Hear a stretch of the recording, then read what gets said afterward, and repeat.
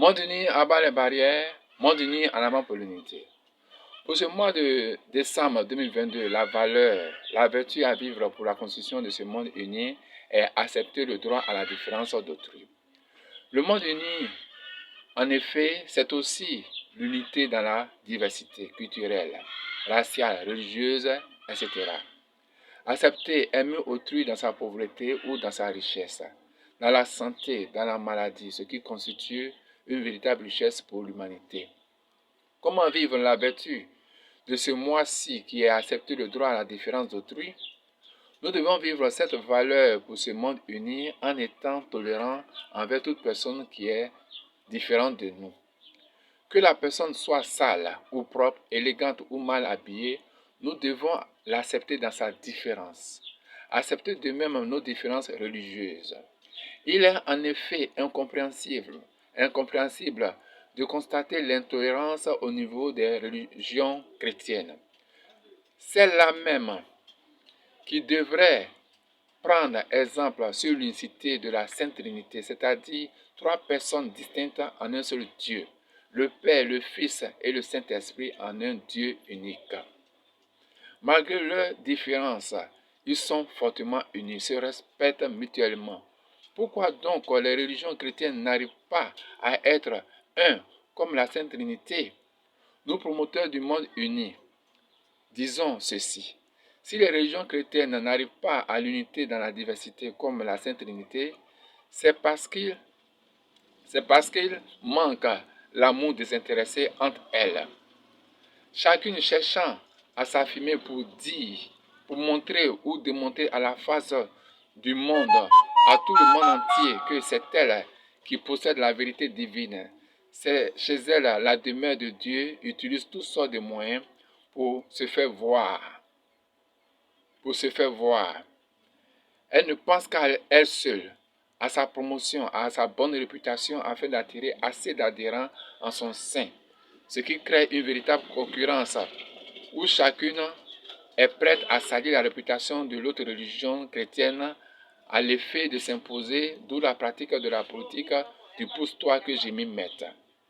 Ces religions ne cherchent pas à prendre exemple sur la Sainte Trinité, qui devrait être leur référence unique, leur boussole, afin de se respecter réciproquement tout en étant différentes l'une de l'autre comme dans la Sainte Trinité. Selon Wikipédia, ce moteur de recherche sur Google Internet, l'encyclopédie libre, l'ONU à la date du 15 novembre 2022 estime la population mondiale à 8 milliards d'êtres humains vivant sur la Terre. Sur ces 8 milliards de personnes que nous sommes, nous promoteurs du monde uni, sommes persuadés que plus de la moitié est chrétienne et croyante en un seul être suprême qui est Dieu. Ce qui veut dire que sur la terre, il ne devrait plus régner le mal. Partout, c'est le bien qui devrait être seulement pratiqué, puisque Dieu est synonyme de bien. Et les personnes qui croient en lui font plus de la moitié de la population mondiale. À ce titre, comment comprendre alors l'ampleur du mal dans le monde? Cela veut-il dire que les croyants ne pratiquent pas Dieu et les enseignements de Dieu? Ne sont-ils pas sur la terre aussi? Où vont-ils pratiquer Dieu et les enseignements de Dieu sur une autre planète au point de laisser le mal dominer le monde entier? Pourquoi les croyants n'arrivent pas à faire vivre Dieu et le bien qui caractérise Dieu par tous les êtres humains sans exception? Nous promoteurs du monde uni de l'ONG Volonté pour le bonheur de toute la jeunesse, disons que l'une des raisons, parmi tant d'autres, qui font que Dieu et ses enseignements ne sont pas vécus mondialement ou universellement, c'est parce que les croyants entre eux ne s'acceptent pas dans leurs différences. Les religions non chrétiennes doivent aussi pratiquer la tolérance, car nous sommes tous croyants. À ce titre, nous sommes tous fils d'un même Père qui est Dieu. Pourquoi donc continuer de se haïr, de se détester à cause de nos divergences religieuses? Tous croyants que nous sommes, acceptons-nous dans nos différences et nous verrons que le monde entier changera positivement pour croire maintenant en nous et suivre aussi Dieu. Si nous voyons que les incrédules persistent dans leur manque de foi en Dieu, c'est parce que Nous, les croyants, qui devons promouvoir le bien, nous ne sommes pas des modèles de vie à imiter, car nous parlons beaucoup, nous dérangeons beaucoup avec nos bruits, nos nuisances sonores, nos discours, nos défiances, nos débats interminables, mais nous ne savons pas aimer gratuitement comme Dieu. Le comportement d'intolérants, d'intégristes, etc. leur donne raison de ne pas suivre Dieu que nous leur prêchons. Nous ne faisons pas ce que nous disons. Que de changer positivement de comportement pour accepter autrui dans sa différence, nous préférons uniquement faire des veillées de prière, des jeûnes, des débats religieux visant à se défier mutuellement ou à montrer à l'interlocuteur, à l'interlocutrice qu'on est plus fort que lui, qu'on est plus fort qu'elle. C'est nous qui avons la connaissance.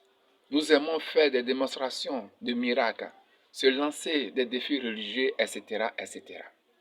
En plus de cette défiance, il y a l'indifférence, le mépris, le développement de complexes vis-à-vis de la personne qui est différente de nous.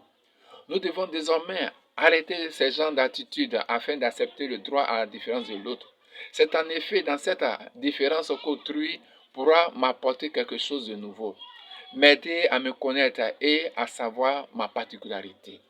Œuvrer pour le salut de ton âme, d'accord, mais changer possiblement de comportement en acceptant la différence de toute personne est encore mieux. Cela instaure en effet le respect mutuel, gage de la vraie paix sociale et du paradis sur terre. De même qu'il est dit, louer Dieu, c'est le prier 2 fois, bien se comporter en pratiquant l'amour gratuit envers toute personne, c'est aussi assurer éternellement ta place au paradis et dans le ciel. Soyons maintenant tolérants pour nous accepter dans nos différences. Aimons-nous donc dans nos différences. Nous nous sommes plus attardés sur les chrétiens et les croyants, car ce sont eux qui devraient vivre le droit à la différence d'autrui comme dans la Sainte Trinité, afin de changer possiblement ce monde en quête de modèle, ce monde en quête de référence, en quête d'une civilisation d'amour désintéressé, ce monde en quête d'un monde meilleur. Mais ils ne le font pas. Donc, cette interpellation. Monde uni abat les barrières, monde uni en avant pour l'unité. La barrière a fait tomber, a brisé, a tué ce mois-ci dans notre comportement, dans nos cœurs, dans nos relations avec les autres personnes est l'orgueil, l'égocentrisme, qui est en effet le principal défaut nous amenant à être présomptueux, individualistes, à ne considérer moi et moi seul. Les autres, la vie des autres ne compte pas. C'est moi ou c'est pour moi ou rien qui doit prévaloir sur pour tout le monde. C'est moi la personne la plus importante. Être imbu, rempli de ma personnalité, de mon moi narcissique. Dans le langage populaire, la personne orgueilleuse ou égocentrique, c'est la personne qui est gonflée, arrogante, impolie. C'est la personne qui se croit mieux que les autres. Elle développe le complexe de supériorité en se mettant sur un piédestal. La personne orgueilleuse n'est pas qu'on la contrarie. Elle aime être glorifiée, recevoir les allégeances des autres. Tout le monde doit être à ses pieds. Comment briser cette barrière en nous pour avancer dans la construction de ce monde uni?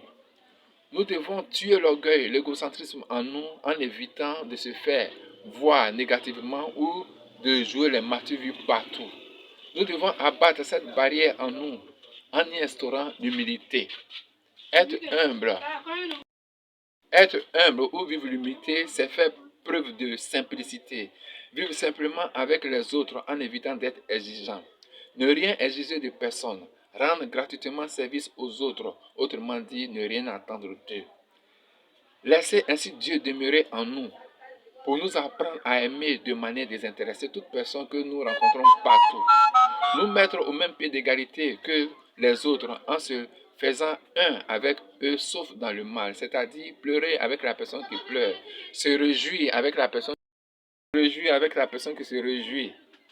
Ne pas se laisser entraîner dans les dérives et les déviations de nos parents, amis et connaissances. Éviter de manquer respect à autrui.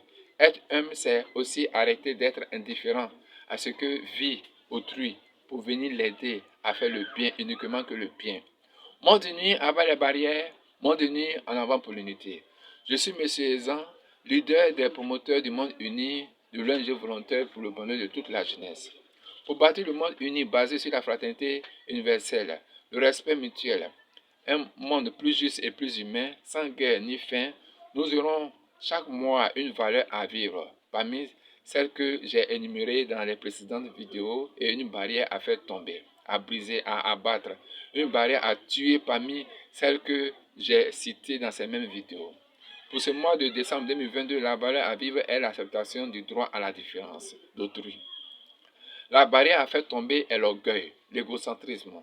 Si votre demande, ces vidéos vous seront acheminées via votre numéro WhatsApp que vous nous communiquerez. Monde uni, abat les barrières, monde uni en avant pour l'unité.